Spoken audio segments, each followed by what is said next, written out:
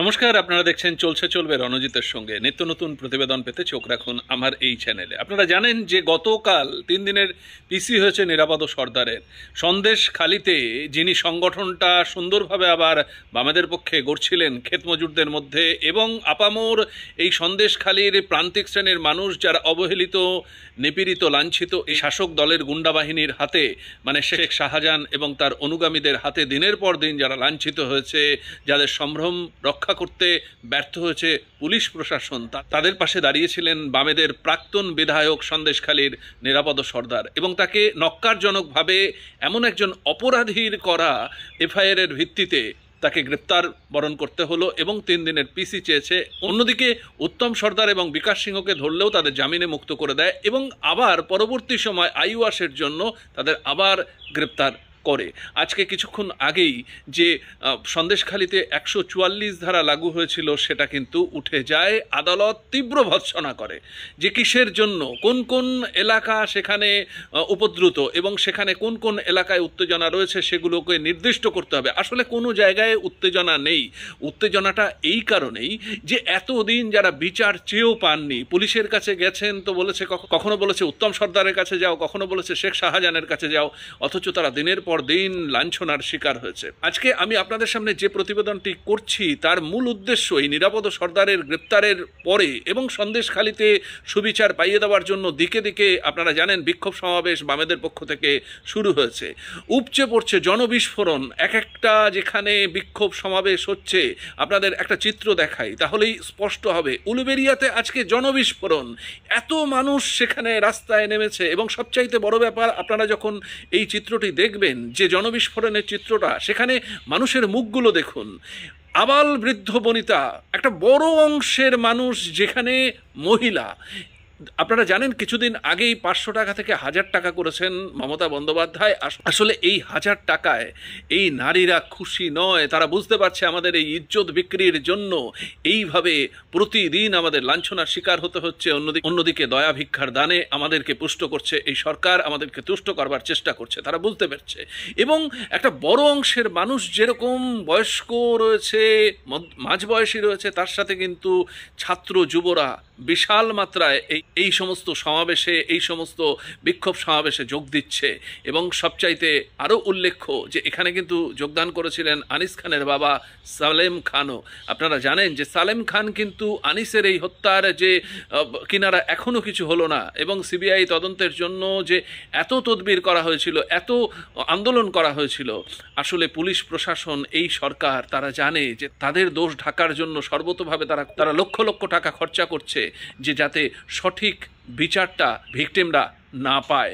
তাই সালেম খান কিন্তু তারপর থেকেই বিভিন্ন মিটিং মিছিল আন্দোলনে কিন্তু সামিল হয়েছে, আসলে ছেলে হারানোর যন্ত্রণা যাতে বিচারটা সঠিকভাবে হয়। আমরা আপনাদের সেই জনবিস্ফোরণের ছবি আপনাদের সামনে একটু তুলে ধরছি, আপনারা দেখুন, দেখলেই বুঝতে পারবেন আমার কথার সাথে সম্পূর্ণটা মিলছে কিনা।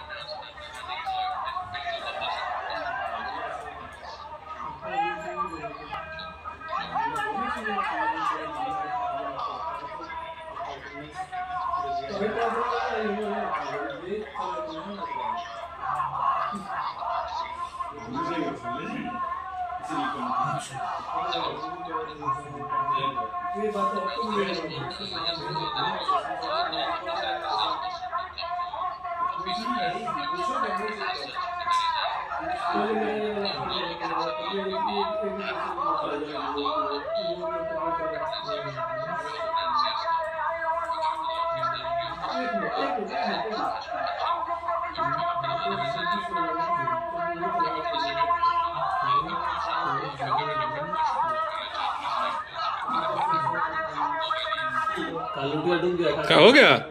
विधानसभा हार गया?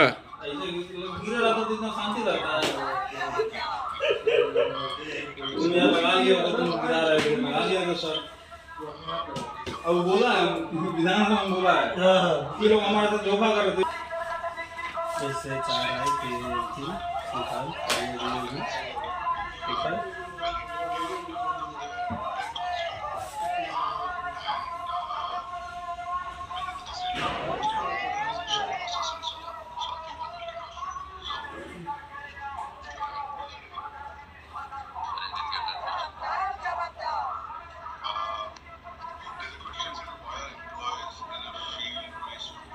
পুলিশ স্টেশনের জায়গায় ভিটিসি লিখে এখন এটা নতুন কি আপডেট? আরো 50 টাকা লাগবে। এর একটা ডিজিটাল কার্ড আছে, পিভিসি কার্ড।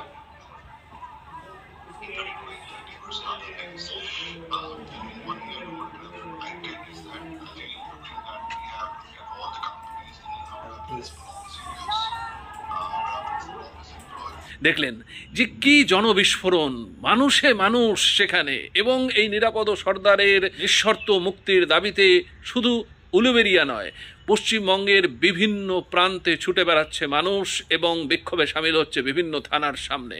এবং অচিরেই এটা যে একটা বড় আকার ধারণ করবে এবং বামেরা যে আবার প্রমাণ করছে মানুষের সাথে মানুষের পাশে রয়েছে, এবং বামেদের পতাকা তলে যে প্রচুর মানুষ প্রতিদিন আসছে এবং বামেদের প্রতি আগ্রহ দেখাচ্ছে, এটা তারই আর একটা প্রমাণ। আমাদের সমস্ত দিকে নজর থাকবে, আপনাদের নজর থাকুক, চলবে রণজিতের উপর। ধন্যবাদ।